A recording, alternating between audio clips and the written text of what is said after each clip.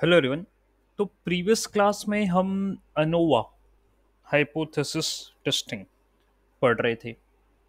In fact हमारा discussion भी हो चुका है इस पर। हाइपोथेसिस, जैसा कि मैं आपसे कह रहा था, एक स्टेटमेंट है और ये जो खेल चल रहा है वो डेटा के ऊपर चल रहा है, सैंपल के ऊपर चल रहा है। ठीक है, आपने सैंपल कलेक्ट करा पॉपुलेशन में से और आपने कहा कि इस सैंपल के अकॉर्डिंग ये बिहेवियर मेरे को मिलेगा। तो उसी बिहेवियर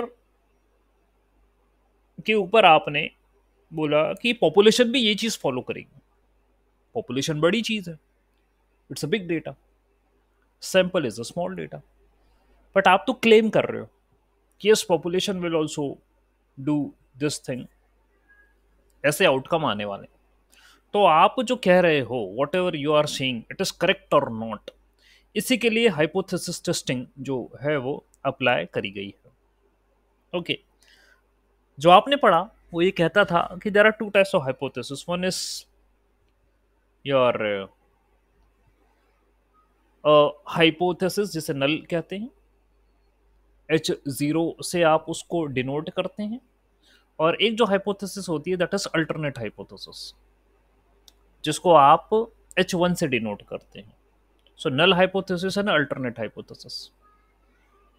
ओके, और अनोवा में ये कहा गया कि मीन इक्वल है, all population means are equal. Analysis of variance जो एल्गोरिथम थी उसमें यही बताया गया आपको that the mean is equal. ये आपकी नल हाइपोथेसिस है।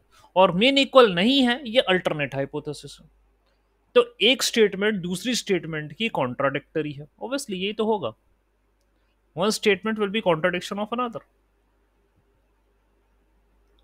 ओके, ठीक। तो आपने एक एग्जाम्पल करा प्रीवियस क्लास में कि सर लेट अस सपोज कि मेरे पास जो है 3 ग्रुप ऑफ स्टूडेंट्स हैं, that's what I am having. ये रहा, ओके। 3 ग्रुप्स ऑफ स्टूडेंट्स हैं, हर एक ग्रुप में 3 बच्चे हैं, ये कह रहे हैं। और नंबर ऑफ बुक्स वो जो पढ़ते हैं, तो mean of the books which they study they are equal, ये मैं नल हाइपोथेसिस से कहता हूँ। और अल्टरनेट में ये कह रहा हूँ कि वो मीन बराबर नहीं है। ठीक है, तो भाई मुझे अनोवा का यूज करना है यहाँ पर, और ये हाइपोथेसिस के बारे में पता करना है कि सही है कि नहीं है। तो प्रीवियस लेक्चर में, प्रीवियस रिकॉर्डिंग में ये सारी बातें आपके पास है अवेलेबल कि you are going to calculate the grand mean, that means the sum of the total number of values of the group. ठीक है, first you will calculate the mean, पहले आप मीन निकालोगे हर एक ग्रुप का। ठीक है, मीन निकालोगे, फिर उसका ग्रैंड मीन निकालोगे, मीन ऑफ द मीन ये निकालोगे आप। फिर आप डिग्री ऑफ फ्रीडम निकालोगे between the group and with in the group, that is a step to be followed, ये निकालोगे आप। तो डिग्री ऑफ फ्रीडम होता है between the group K-1, that is 3-1, 3 group है ना, तो 3-1 2, ये बिटवीन द ग्रुप है। विद इन द ग्रुप है N-K, यानी number of data points minus the number of groups, so N-9-3 6, ये आपका विद इन द ग्रुप आया। ठीक है, फिर आपके पास क्रिटिकल वैल्यू थी, वो निकालोगे आप। तो वो क्या होती है, डिग्री ऑफ फ्रीडम जो न्यूमरेटर में है और डिनोमिनेटर में है, भाई आप ले लो। ठीक है, तो आई विल बी हैविंग 3, ना ना not 3, I will be having 2/6। तो degree of freedom between the group वो ऊपर है और विद इन द ग्रुप नीचे है। तो 2/6 5.14 ये आ रही थी। तो 2 यहाँ से देखो, 6 यहाँ से देखो, 5.14 आ रही है, क्रिटिकल वैल्यू। तो क्रिटिकल वैल्यू मैंने नोट डाउन करके रख ली, ये स्टेप नंबर 3 है। स्टेप नंबर 4 में आपसे बोला था कि find the squared sum of total, SS total निकालो आप। तो स्क्वायर्ड सम ऑफ टोटल क्या होता है, what is there in the squared sum of total, sum over all the data points. अब ये तो आप कर ही रहे थे, मैं वो क्या बोलूं, ठीक है, आपने हर एक डेटा पॉइंट में से ग्रैंड मीन को माइनस करा, ठीक है, और उनका स्क्वायर करा, that is the S S total. And with in the group होता है, आप उसी पॉइंट जो ग्रुप में है उसके उसी ग्रुप के मीन को माइनस करके स्क्वायर करिए, ये होता है। ठीक है, तो ये पहले वाले ग्रुप के वैल्यूज, ये दूसरी वाली ग्रुप की वैल्यूज, और ये थर्ड वाले ग्रुप का वैल्यूज। ठीक है, उन वैल्यूज में से उनके मीन को माइनस करो, उसका स्क्वायर करो, तो this is what you are getting. तो ये आया 13.34। तो आपका एस एस टोटल आया 13.6, ये आया 13.34, and you need to calculate between the groups, S S between the group. तो वो होगा 13.6 माइनस 13.34, द आंसर इज 0.26। ये आया। ये आने के बाद आप क्या करोगे, you are going to find the SS between upon degree of freedom between the groups and with in the groups degree of freedom, ये निकालोगे। तो degree of freedom between the group 2 था, एसएस बिटवीन आया 0.26, SS with in था 13.34, degree of freedom with in आया 6, 2.22 आया आपका answer. ठीक है, this is what you are getting. Okay, ये 2.22, ये 0.13। आपको फिर एफ स्टैटिस्टिक निकालना है जो कि इन दोनों का रेशियो है। So the ratio of these are 0.13 upon 2.22, that is 0.058, और 0.058 मेरा 5.14 से कम है, जो कि क्रिटिकल वैल्यू थी। ओके, क्योंकि ये अब कम है तो नल हाइपोथेसिस को आप रिजेक्ट नहीं कर सकते। You can't reject the null hypothesis, it means that all the means are same, बात खत्म हुई, आपकी नल हाइपोथेसिस एक्सेप्ट हो गई। अनोवा यही काम करता है। इसके एडवांटेज डिसएडवांटेज हमने पढ़े, ये बहुत ही सिंपल सा न्यूमेरिकल है, आपके पास है, स्टैटिस्टिक्स में शेयर कर चुका हूँ, पढ़ा भी चुका हूँ प्रीवियस लेक्चर में इस न्यूमेरिकल के बारे में। ठीक है, तो अनोवा जो है वेरी इंपॉर्टेंट कॉन्सेप्ट है स्टैटिस्टिक्स में, कई डोमेन में यूज होता है ये। ठीक है, तो हम अभी क्या कर रहे थे, अनोवा जो है ये इसके बारे में पढ़ा। वी वांट टू डिटरमाइन कि जो मल्टीपल ग्रुप हैं वो एक दूसरे से अलग हैं या सेम है। We are having multiple group, so how they are behaving, ये अपन चेक कर रहे थे। ऊपर 3 ग्रुप्स ऑफ स्टूडेंट थे, उनको बुक पढ़ते हैं, वो they are reading the books, and we are checking how similar they are. ठीक है, तो हम टेस्ट लगाते थे अनोवा का और देखते थे कि वो है कि नहीं है। तो यदि इस प्रकार से आपको दिख रहा है डिस्ट्रीब्यूशन ग्रुप्स का, तो देयर आर लिटिल डिस्क्रिमिनेशन, थोड़ा बहुत अलग है उनमें। यदि ये दिख रहा है that means there is some discrimination with in the groups. यहां पर अपन देखें तो ये पता चल रहा है कि 2 ग्रुप्स जो हैं उनमें there is a discrimination between the 2 groups but not the third. ठीक है, इसमें और इसमें डिस्क्रिमिनेशन है, ये थर्ड वाला और सेकंड वाला मैप कर रहे हैं, तो इनमें ज़्यादा डिस्क्रिमिनेशन नहीं है। इसमें लार्ज डिस्क्रिमिनेशन है, all the groups are different from each other, this is the large discrimination. Okay, ये चीज़ें हुई हैं। तो अनोवा जो होता है आपका, ठीक, उसमें कई प्रकार के टेस्ट होते हैं, 1 वे टेस्ट, 2 वे टेस्ट, इस प्रकार के टेस्ट होते हैं। ठीक है, तो एनालिसिस ऑफ वेरिएंस या अनोवा जो है, ये वो टेक्निक है जो कि कंपेयर कर रही है मीन ऑफ 2 और मोर ग्रुप्स, यानी उनके डिस्ट्रीब्यूशन को देख रही है कि उनमें डिफरेंस है या नहीं है। ऑलराइट, ठीक, and each is suited for different experimental designs and research questions. जैसे कि अब वैसे 1 वे लिया मैंने, 1 वे अनोवा लिया, this is the most basic form of ANOVA. 1 वे जो भी आपने करा ना, वो 1 वे ही। हेलो सर, प्लीज से।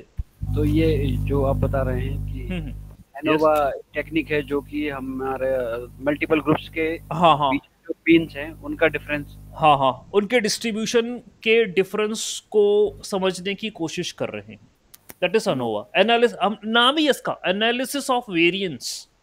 वेरिएंस क्या होता है, वेरिएंस यानी कि कोई भी डेटा पॉइंट अपने मीन से कितना दूर है, वो वेरिएंस होता है उस पॉइंट का, उस डेटा का।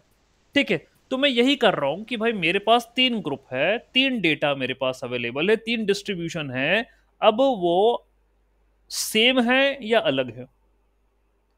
ठीक है, what is the behaviour, what is the distribution of them, तो मैं उनके वेरियंस को ही एनालिसिस कर रहा हूं। इन जनरल मीन को ही कंपेयर किया जाता है। यदि आपके पास ग्रुप्स है, आप उनके मीन निकाल दीजिए और देखिए कि वेदर दे आर सेम और not, we compare the mean of them. Okay, यदि उनमें डिफरेंस आता है, ठीक है, क्योंकि हाइपोथेसिस में हम तो कहते हैं कि मीन आर सेम H0 में, और अल्टरनेट में कहते हैं मीन डिफरेंट है। तो अभी आपको पूरी अप्रोच जो बताई है वो लगाना पड़ेगी, और आपको यदि रिजल्ट मिल जाता है तो आप कह दोगे कि H0 जो है वो नल हाइपोथेसिस एक्सेप्ट हो गई, नहीं तो रिजेक्ट हो गई, सीधी सी बात है। और सर ये डिग्री ऑफ फ्रीडम के बारे में थोड़ा सा बताइए। देखो, डिग्री ऑफ फ्रीडम का मतलब यह है, मैं प्रीवियस क्लासेस में कह चुका हूं कि एक फीचर दूसरे फीचर से कितना अलग है, that is called as degree of freedom, DOF। For example, ये आपका डेटा है, ठीक है, ये आपका डेटा है,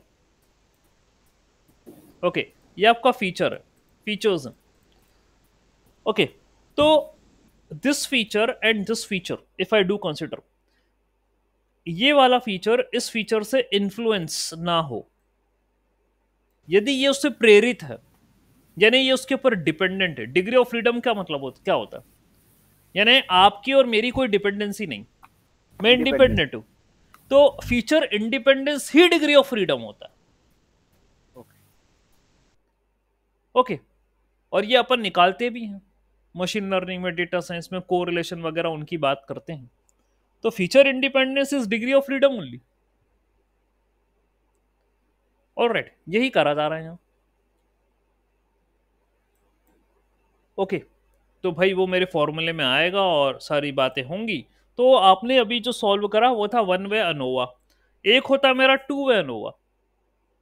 that means there are two independent variables or the factors with which multiple levels it examines the effect of these two factors on the dependent variable and their interaction, for example studying the influence of both gender and age on a test score। यानी आपके पास दो variable है और एक तीसरा variable है जो कि डिपेंडेंट है इन दोनों पे, तो आपको अब टेस्टिंग लगानी है इन पे, जैसे जेंडर है और एज है और स्कोर है। तो जेंडर और एज का स्कोर पे क्या असर पड़ता है ये आप देख रहे हैं, तो वो टू वे अनोवा हो गया, ठीक है। पहले आपके पास सिंगल था, अब वो टू वे हो गया, okay. That means influence of both gender and age on test score, ये टू वे अनोवा होता है। Then the next thing is factorial ANOVA. ये क्या होता है? Factorial ANOVA two way ANOVA के कॉन्सेप्ट को ही आगे बढ़ाता है, which include more than two variable. तो भाई अपन ने शुरुआत करी वन वे अनोवा में एक वेरिएबल की, टू वे अनोवा में दो वेरिएबल ले लिए, ठीक है, और फैक्टोरियल अनोवा में more than two variables, independent variables of the factors. It allows in examination of the main effects of each factor as well as their interaction, यानी कि investigating the effect of gender, age and education level on job satisfaction.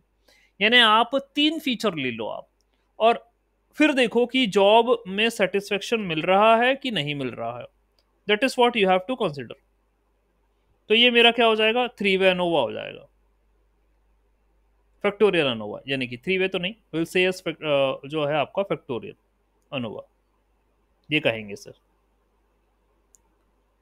ठीक है, बात समझ आई। फिर जो है next factorial के बाद I am having repeated measures ANOVA also. यानी this type of ANOVA is use when the measurements are taken on some individual same individuals और the subjects over multiple time of considerations, ठीक है। यानी कि किसी की जांच आप कर रहे हो समय समय पर, हम वो करते हैं ना, टेस्ट करवाते हैं, जैसे ब्लड प्रेशर चेक होता है समय समय पर, शुगर की जांच होती है, ठीक है।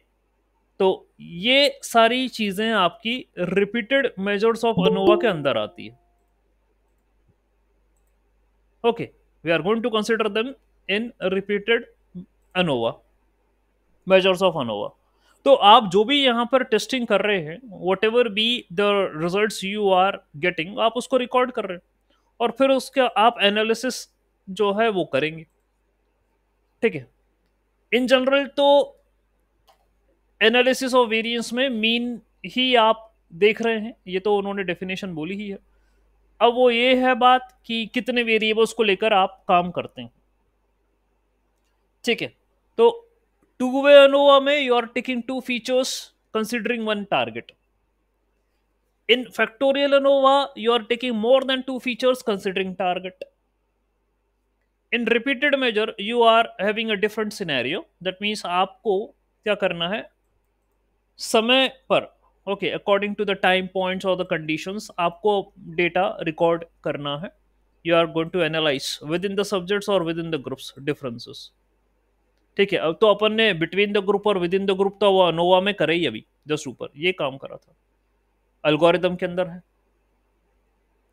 फिर मिक्स्ड अनोवा है that combines between subjects within subject fact, that means it is used where both independent groups and repeated measures are having the same study, यानी जिसमें मिक्स है ये, मतलब कई अनोवा को मिक्स कर दिया इसमें, यानी इंडिपेंडेंट ग्रुप भी है और वो टाइम फैक्टर वाला भी चीज आ गई।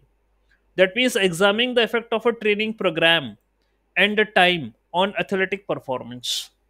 तो ट्रेनिंग प्रोग्राम कब है और समय समय पर ट्रेनिंग होती है और उन ट्रेनिंग से एथलीट्स की परफॉर्मेंस पर कोई असर पड़ता है कि नहीं पड़ता है, ये मिक्स्ड अनोवा के अंदर आएगा। ठीक है, तो ये मिक्स्ड अनोवा का एग्जाम्पल हो गया। फिर MANOVA, multivariate analysis of variance. MANOVA क्या होता है? MANOVA extends the concept of ANOVA, जो उसके कॉन्सेप्ट्स को एक्सटेंड करता है। That means there are multiple dependent variables, यानी अब डिपेंडेंट वेरिएबल बहुत सारे हैं, मल्टीपल हैं। Okay, for example, comparing the effects of different teaching methods on students' academic performance across multiple subjects. ठीक है, कि बच्चा जो है वो सही तरीके से द स्टूडेंट इज लर्निंग और not, whether I am considering a black board, whether I am teaching online, whether I am teaching using smart board, how I am teaching. Okay, तो उसका इम्पैक्ट स्टूडेंट की performance पे हो रहा है कि नहीं हो रहा है, वो मनोवा का एक एग्जांपल है। Multivariate analysis of variance, that means we are having multiple dependent factors present now in this particular case, तो मनोवा हो गया। फिर एनकोवा है, एनालिसिस ऑफ कोवेरिएंस। तो it combines ANOVA with regression analysis to control the effect of one or more कोवेरिएट्स। और covariants तो आपको पता है ना, that means examining the effect of new teaching method on test score while controlling the student IQ। मतलब इसको अपन जो है वो इस पैरामीटर को आप कंट्रोल कर रहे हो और आप देख रहे हो कि नई टीचिंग मेथड से स्टूडेंट के परफॉर्मेंस में क्या असर पड़ता है। तो कैसे independent variable, I am going to find out how there is an influence of relationship between independent variable and dependent variable. ठीक है, एक डिपेंडेंट और इंडिपेंडेंट वेरिएबल्स में क्या रिलेशनशिप है, किसी एक पैरामीटर को कंट्रोल करके रख रहे हैं अपन, ये अनकोवा है, एनालिसिस ऑफ कोवेरिएंस। ठीक है, तो जितने भी अनोवा के पार्ट है वो कोई ना कोई अजम्पशंस लेकर चलते हैं। ठीक है, और उनका सिलेक्शन आपकी प्रॉब्लम स्टेटमेंट के ऊपर डिफाइन करता है कि कौन सा लेना है। ठीक है, एक तो मैंने आपको बता दिया बेसिक अनोवा, ठीक है, वो आपको बता दिया। इसके कैलकुलेशन भाई ये आपको पूरे आते हैं, कुछ भी नया नहीं है, ये पूरा जो है I have already explain in the numerical. ठीक है, ओके, तो भाई ये है limitations of one way ANOVA. ये वन वे अनोवा जो होता है आपने करा था वन वे, ठीक है, that will help us in determine whether two और more groups are having the same mean और डिफरेंट मीन। ये करता है आपका अनोवा कि दो या दो से अधिक ग्रुपों में उनका मीन सेम है या नहीं। ठीक है, ये और कुछ आइडेंटिफाई नहीं कर सकता, बस वो मीन चेक कर रहा है सेम है कि नहीं है, तो उनके डिस्ट्रीब्यूशन के बारे में बता देगा और कुछ नहीं करेगा। ठीक है, ये इनकी लिमिटेशंस हैं। और टू वे अनोवा की भी लिमिटेशन है, the population is close to the normal, sample independent होना चाहिए, पॉपुलेशन वेरिएंस इक्वल होना चाहिए, ग्रुप इक्वल साइज के होना चाहिए। तो ये वहां पर भी है, हम ये काम करते हैं, वी अज्यूम दैट कि डिस्ट्रीब्यूशन नॉर्मल होना चाहिए, सैंपल इंडिपेंडेंट होना चाहिए। ये सारी बातें तो बेसिक है, ये तो अज्यूम करके चलना ही पड़ेगा आपको। If you are taking the groups, आपने ऊपर लिया भी था कि 3 ग्रुप हैं, तो ये जो तीनों ग्रुप थे G1, G2, G3, they are having same number of students, इसमें भी 3 थे, इसमें भी 3 है, इसमें भी 3 है, same number of students are there. Okay, तो सैंपल, अच्छा, और इंडिपेंडेंट है भाई, इस ग्रुप को इस ग्रुप से कोई लेना देना नहीं, और इस ग्रुप को भी किसी और से कोई लेना देना नहीं है, और हम ये मान के चल रहे हैं कि भैया इनका डिस्ट्रीब्यूशन नॉर्मल है। whatever be the values which are present in these groups, we are assuming that they are having a normal distribution. Okay, fine. तो नॉर्मल है, इंडिपेंडेंट है, ये सारी चीजें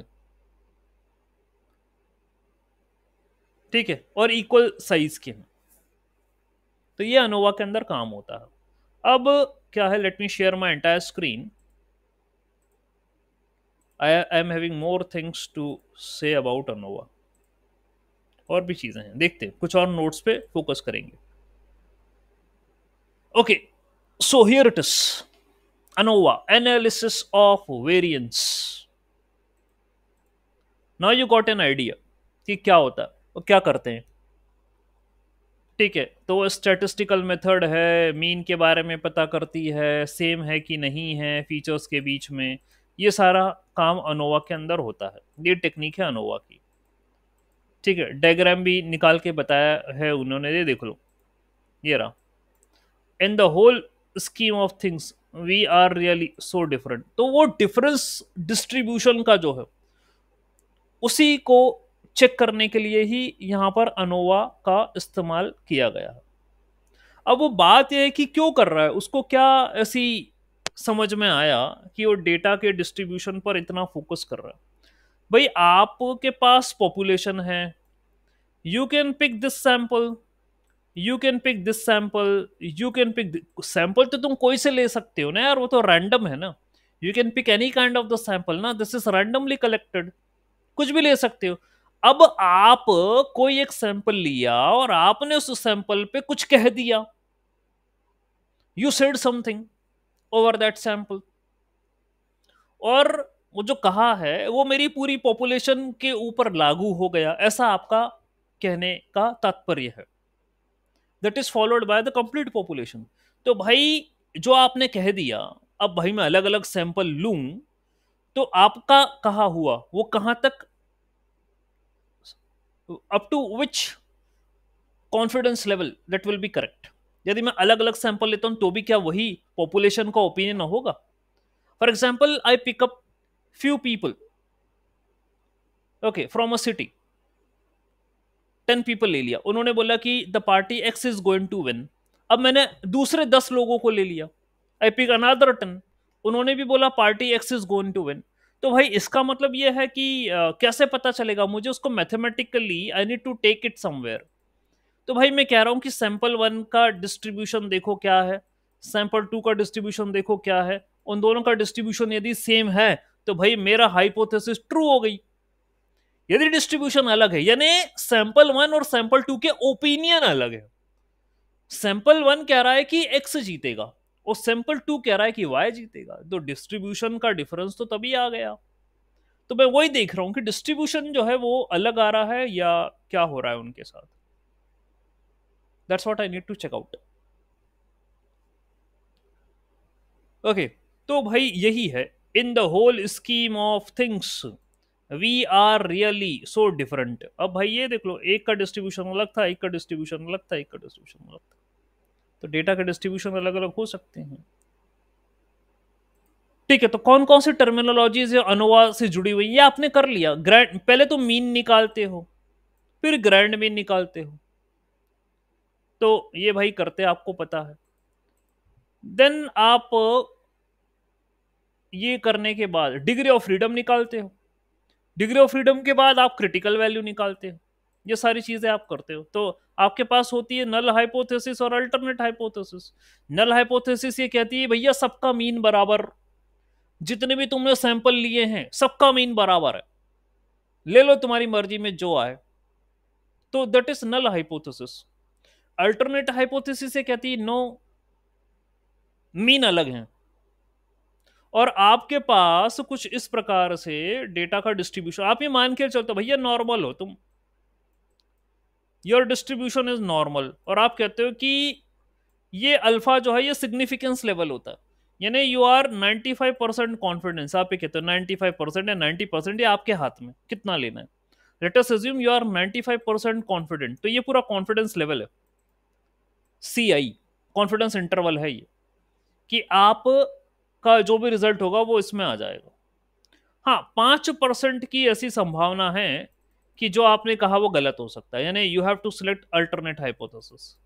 ऐसे तो नल हाइपोथेसिस ले रहे हो, but there is a chance that you can collect और you can have alternate hypothesis,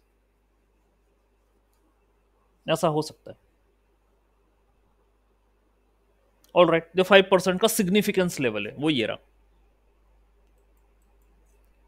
ठीक है। ऑल राइट, आगे बढ़ते हैं।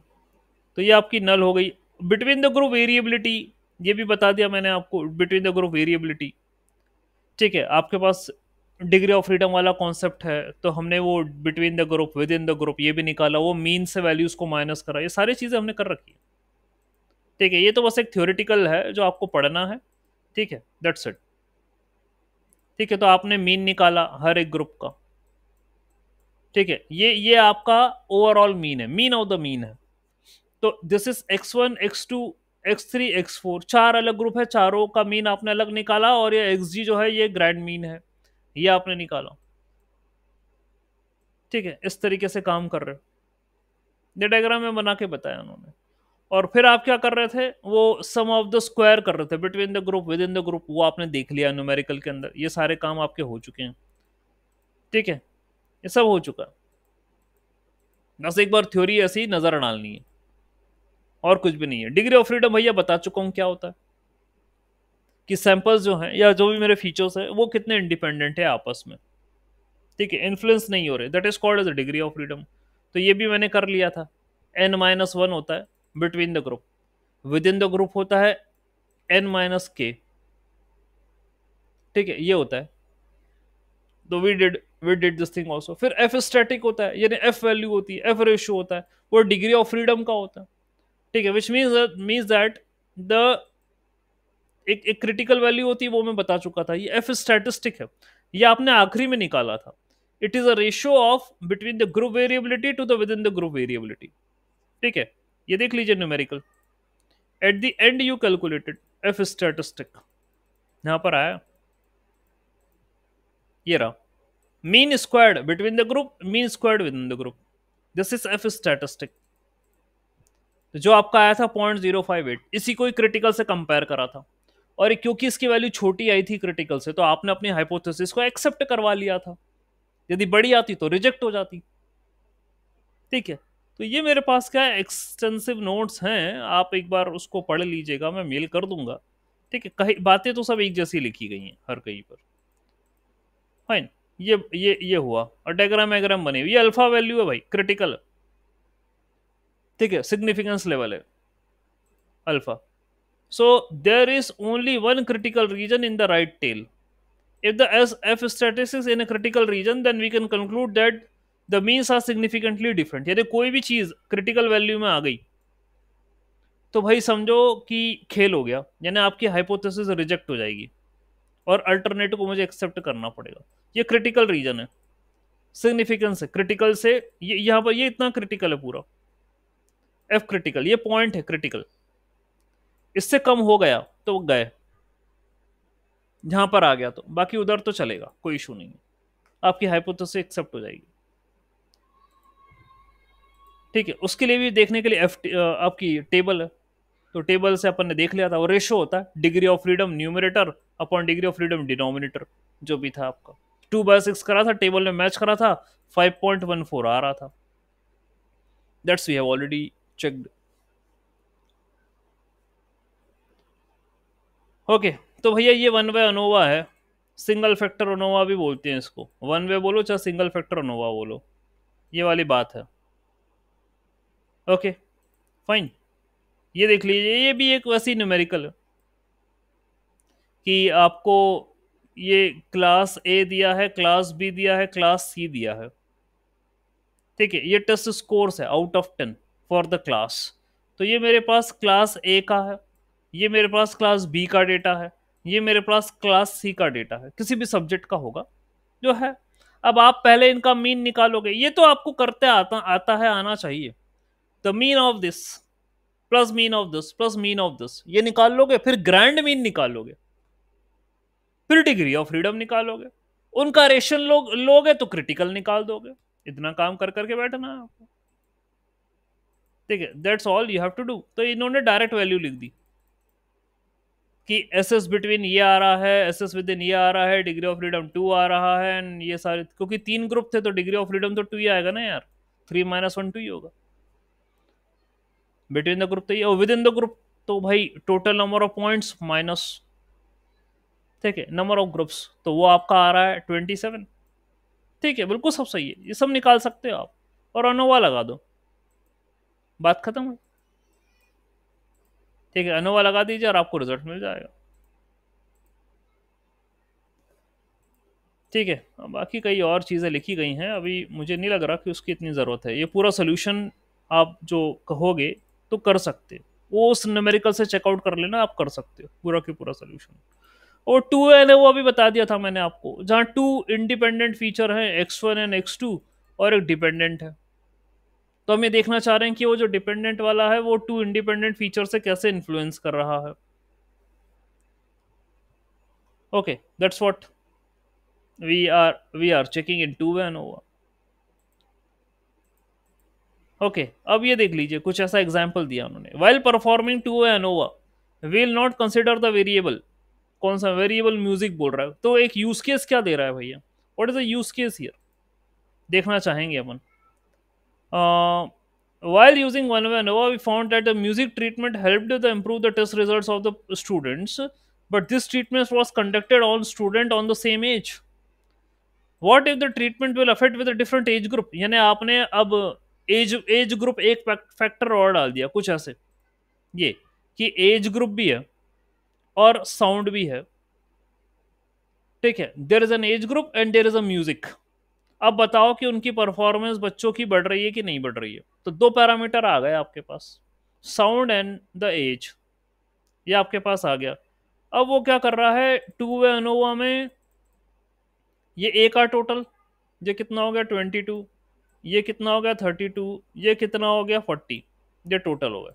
ये बी का टोटल 9 25 30, ठीक है, ऐसे टोटल निकाल दिया। और ये सी, ठीक है, ये ए और बी, ये 2 ग्रुप है, ठीक है, इनके दोनों का टोटल करे, फिर ग्रैंड टोटल कर दिया, this is the grand total 31 57 70, ये ग्रैंड टोटल है, ठीक है। ये हो गया ग्रैंड टोटल होने के बाद देन जैसे वहां करते थे, मुझे लग रहा है वही कि वही आप यहाँ पर फॉलो करोगे। और कुछ क्वेश्चंस दे रखे हैं उन्होंने यहाँ, क्या क्वेश्चंस दिए हैं आपके लिए, ये बोला गया कि all the music treatment groups have equal mean score and all the age groups have equal mean score. तो 2 नल हाइपोथेसिस है आपके पास, तो 2 वे ANOVA में 2 नल हाइपोथेसिस हो,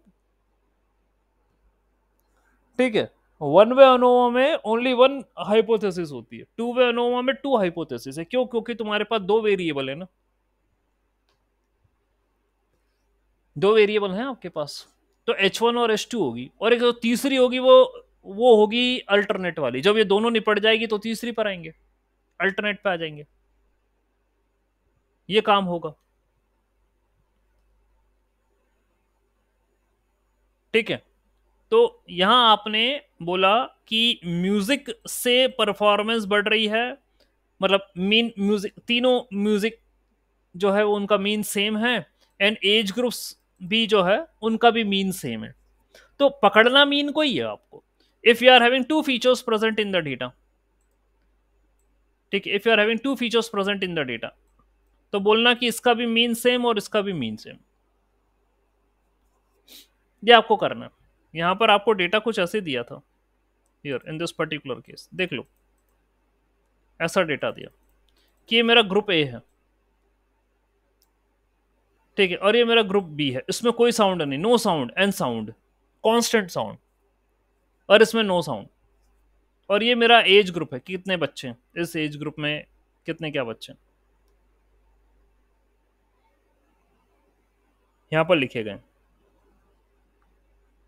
ठीक है। तो उन्होंने मीन निकाला, ग्रैंड ये टोटल करा, फिर ग्रैंड टोटल करा, ये सारी चीजें करी उन्होंने, सैंपल साइज ऑफ 5 स्टूडेंट्स लेकर चल रहे हो, ठीक, ऐसा करके कुछ लेकर चल रहे हैं। तो क्वेश्चंस क्या आ सकते हैं आपको हाइपोथेसिस में? So the question would be कि क्या म्यूजिक ट्रीटमेंट करने से बच्चों की परफॉर्मेंस बढ़ रही है या नहीं बढ़ रही है? Okay, what is the main factor of increasing the performance? क्या हो सकता है? एज और म्यूजिक से बढ़ रही है क्या performance? Can any difference in one factor be found with in the another? या एक में भी चेंज कर रहे हो तो दूसरे में इम्पैक्ट पड़ रहा है क्या?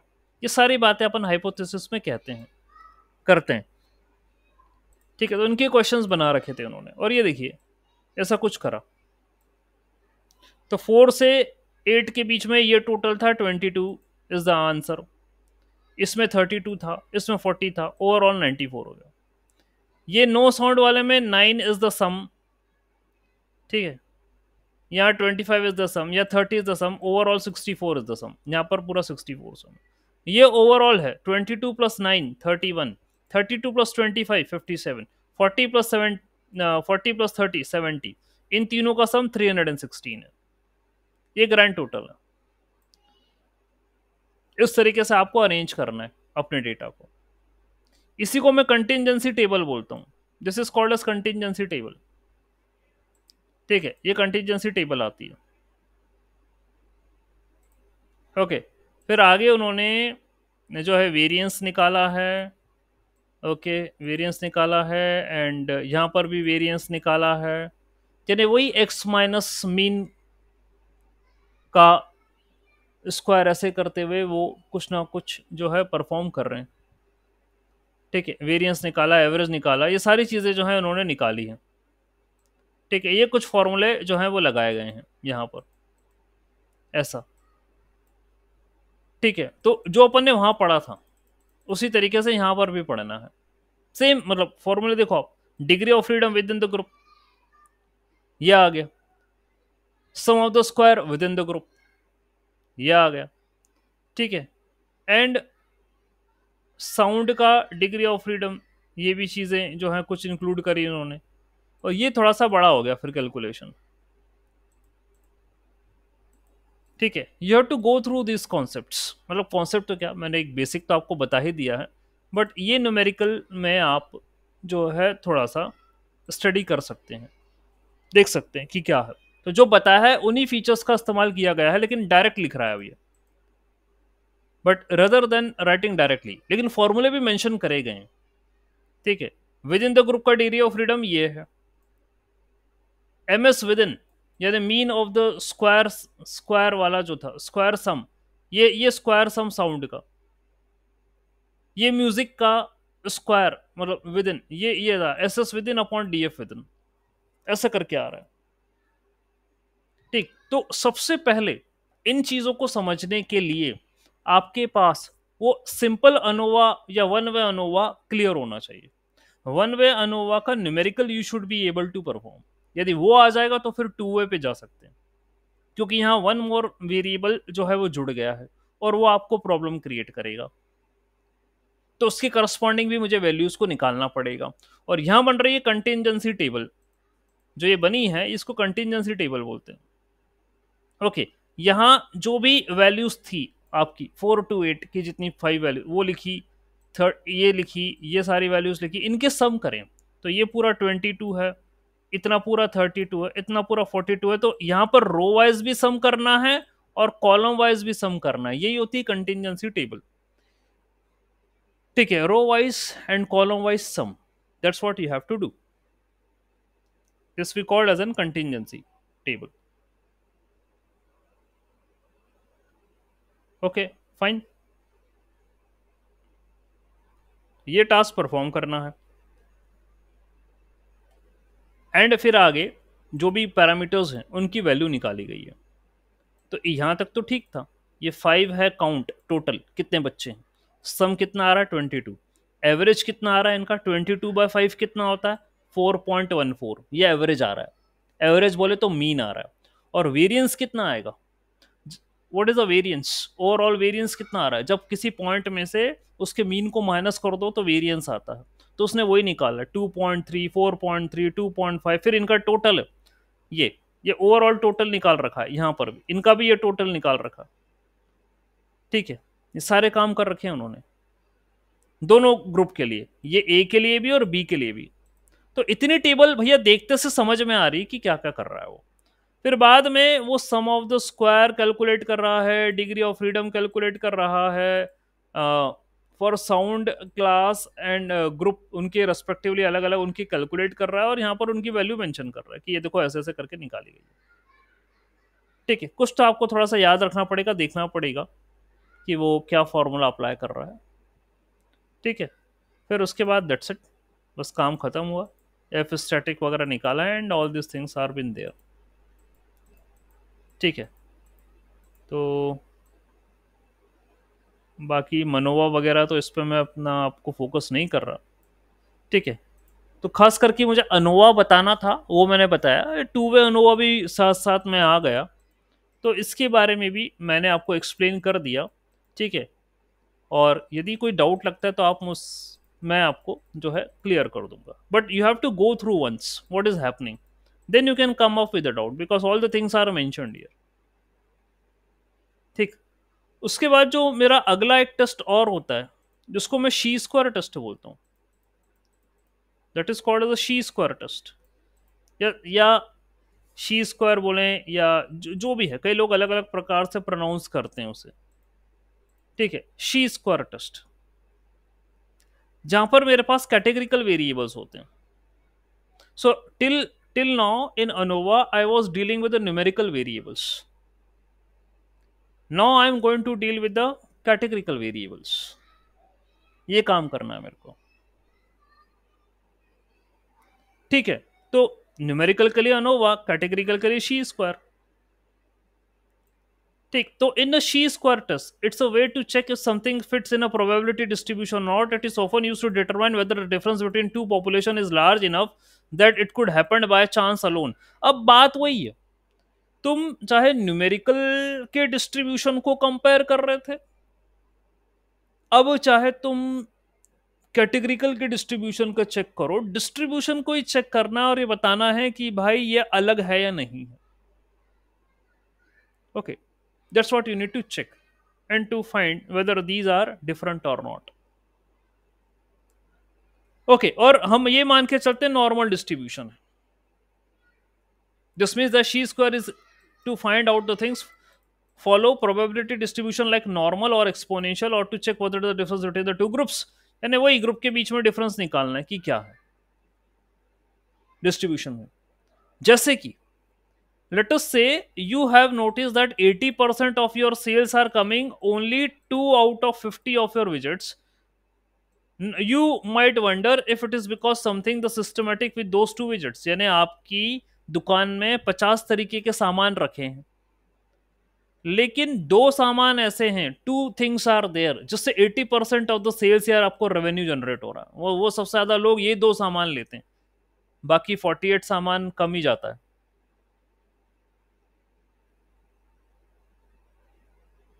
ठीक है, तो भैया वो बातें हैं, अपनी अपनी जगह है, कहा गया, लेकिन अभी तक मेरे को जो समझ में आ रहा है वो ये है कि भाई आपको कैटेगरिकल जो डेटा है, कैटेगरिकल फीचर्स है, उनके ऊपर आपको शी स्क्वायर टेस्ट लगाने का है। न्यूमेरिकल पे अनोवा लगाओगे, कैटेगरिकल पे शी स्क्वायर लगाओगे। अब वो कैसे लगाओगे, how sir we are going to apply the chi square test there, तो इसके बारे में थोड़ा सा हमें जानना पड़ेगा, समझना पड़ेगा। ठीक है, तो एक एग्जाम्पल ले लेते हैं हम, थोड़ा सा इसके ऊपर बात करते हैं। Let us say you want to know if a gender has anything to do with political party preference, यानी कि मेल और फीमेल जो हैं उनका पॉलिटिक्स की तरफ क्या रुझान है। तो ये तो कैटेगरिकल डेटा है ना, Republican, Democrat, independent, male, female. ठीक है, कैटेगरिकल डेटा, जेंडर तो कैटेगरिकल हो गया, मेल फीमेल दो ही वैल्यू है इसके अंदर। तो पॉलिटिकल प्रेफरेंस के बारे में हम बात करना चाह रहे हैं कि जो आपके पास डेटा होगा, लेट अस सपोज 440 वोटर्स हैं आपके पास इनिशियली, जिसमें मेल फीमेल दोनों हैं।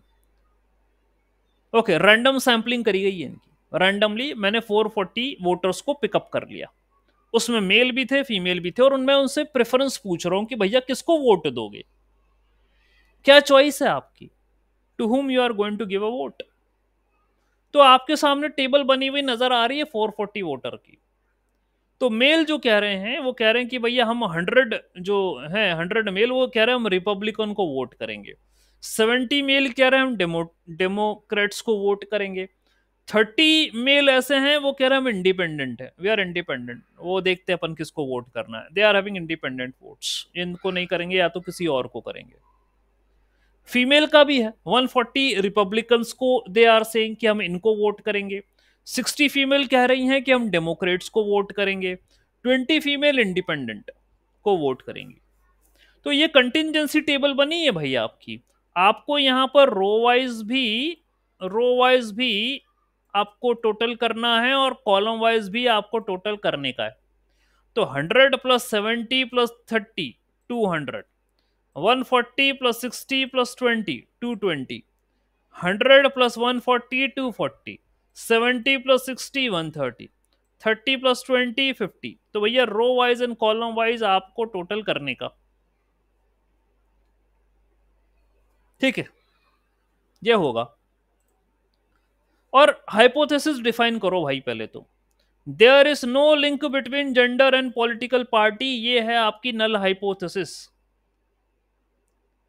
कि पॉलिटिकल पार्टी और जेंडर का कोई लेना देना नहीं है। और अल्टरनेट हाइपोथेसिस क्या होगी कि लेना देना है, ठीक है, जेंडर का पॉलिटिकल पार्टी से लेना देना है, यह अल्टरनेट हाइपोथेसिस है। ठीक है, पहले डिफाइन कर दी, लिख दिया। Calculate the expected values, expected value calculate करो। तो एक्सपेक्टेड वैल्यू क्या होती हैं? एक्सपेक्टेड वैल्यू होती हैं रो का टोटल मल्टीप्लाई बाय कॉलम का total divided by total number of observations, ये एक्सपेक्टेड वैल्यू होती हैं। So the expected value of men Republicans is 109। Male Republicans की एक्सपेक्टेड वैल्यू 109 है। कैसे आ गई भैया 109? 240 इंटू 200, रिपब्लिकन्स का देखें अपन, 240 इंटू 200। तो भाई रिपब्लिकन्स के कॉलम का टोटल तो 240, रो का टोटल 200, तो 200 इंटू 240 ओवरऑल है 440। ठीक है, ओवरऑल इज 440। ठीक है, आया समझ में? तो भाई उसने इन्हीं का रेशो निकाला और बोला एक्सपेक्टेड वैल्यू आ रही है 109। We can calculate the expected value for each cell, हर एक सेल की एक्सपेक्टेड वैल्यू निकाल सकते हो आप। For each cell we can calculate the expectations. तो मेल की आई है, मेल रिपब्लिकन की आई है 109, डेमोक्रेट की आएगी 59। ये डेमोक्रेट की 59 कैसे निकालोगे आप? How you are going to calculate the value of for the Democrat? 59 कहां से आएगी? वही देखो टोटल कितना आ रहा है भैया, डेमोक्रेट का सम कितना टोटल आ रहा था? अरे यहां से देखेंगे, यहां से डेमोक्रेट का कॉलम का सम आ रहा है 130, रो का सम आ रहा है डेमोक्रेट का कितना, डेमोक्रेट का रो का सम कितना आ रहा है 200 है आई गेस, डिवाइडेड बाय 440। ऐसा करके कुछ करेंगे। तो 130 अपॉन 200 डिवाइडेड बाय 440। देखिए how much result you are getting, करके देखो आप कितना रिजल्ट आ रहा है। हम कैलकुलेटर लगाते हैं तो रो का सम डेमोक्रेट का आ रहा है 200 एंड कॉलम का सम आ रहा है 130। ओवरऑल मतलब ये होगा 26,000। इसको आपको डिवाइड करना है, you have to divide 26,000 by 440, ये आपको करने का है। तो आंसर आ रहा है 59.09। तो भैया आप देख लीजिए यहाँ पर 59.09 लिखा होगा, ये देखो 59 लिखा, 09 को निपटा दिया उन्होंने, कोई इशू नहीं। अब इंडिपेंडेंट का क्या आएगा? What is independent? इंडिपेंडेंट का आएगा, इंडिपेंडेंट का कॉलम का टोटल है 50, रो का टोटल है 200, तो 50 into 200 divided by 440, that is the क्या बोलते हैं, टोटल नंबर ऑफ ऑब्जर्वेशंस। ठीक है, टोटल नंबर ऑफ ऑब्जर्वेशंस तो 440 है। तो देख लो कितना आएगा, 50 into 200, how much it is, 50 into 200 ये हो गया 10,000 डिवाइडेड बाय, तो 10,000 को मैं यदि डिवाइड करूं 440 से तो मेरा आंसर आ रहा है 22.72। तो देख लो भैया 22 कुछ आ रहा है क्या, ये देखो 22.72 ये आ रहा है। तो भाई मैंने ये बना दिया। तो मेल की चर्चा हुई है अभी, तो ये मेल के एक्सपेक्टेड वैल्यू है। फीमेल की एक्सपेक्टेड वैल्यू निकालो आप। फीमेल की एक्सपेक्टेड वैल्यू कैसे निकालोगे, यानी फीमेल फीमेल की एक्सपेक्टेड वैल्यू के लिए आप देखो, फीमेल का कॉलम का टोटल कितने का है, 240 का, और रो का टोटल कितना है 220। तो 240 इंटू 220, 240 इंटू 220 डिवाइडेड बाय 440। ठीक है, ऐसे आ रहा है। Okay, so what we can write, 240 into 220 divided by 440, देख लो। So 240 multiply by 220 that is 52,800। तो मैं लिख देता हूँ 52,800 डिवाइडेड बाय 440, आंसर इज 120। 120 आना चाहिए भैया एक्सपेक्टेड वैल्यू, ये देखो एक मिनट रुको, ये रही 120 एक्सपेक्टेड वैल्यू आ गई। अब आप अगली मेरे को बता दो क्या होगी, डेमोक्रेट, ये अगली ये क्या होगी फीमेल के लिए, यहां पर एक्सपेक्टेड वैल्यू क्या आएगी। आप बोलोगे सर कॉलम का सम वो है 130, वो है 130 इस कॉलम का, रो का कितना है सर, रो का है 220, तो 130 इंटू 220 डिवाइडेड बाय 440। तो कर लो भाई कितना आ रहा है, तो 130 into 220 that is 28,600 divided by 440, 65 ये आ रहा है, देख लो 65। तो भाई ऐसे ही आप निकालोगे, इनका सम करोगे, ये सारी चीजें आएंगी। These are the expected values, ये एक्सपेक्टेड वैल्यूज हैं। तो करा क्या आपने, सबसे पहले आपको यहाँ क्वेश्चन दिया गया था, यह गिवन ए क्वेश्चन, एक टेबल दी थी आपको। ठीक, तो भाई पहले मैं क्या करना चाहूंगा, कुछ बेसिक टर्म्स बता दूं, तो सॉल्व तो कर दिया मैंने। तो शी स्क्वायर टेस्ट जो है that is used for deriving hypothesis for categorical values, numerical नहीं, कैटेगरिकल वैल्यूज के लिए।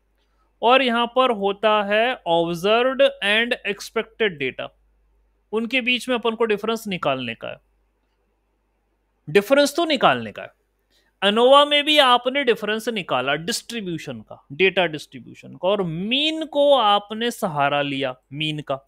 आपने बोला ये मेरा सैंपल है वन, सैंपल वन ये इसका मीन है, ये मेरा सैंपल टू है, ये इसका मीन है। मैं कहता हूं कि सैंपल वन और सैंपल टू दोनों का मीन सेम है। यदि ऐसा है तो प्रूव करके बताओ। प्रूव करके बताने के लिए अनोवा की पूरी टेक्निक को फॉलो करो, पूरा अनोवा का अप्रोच लगाओ, तो प्रूव कर पाओगे।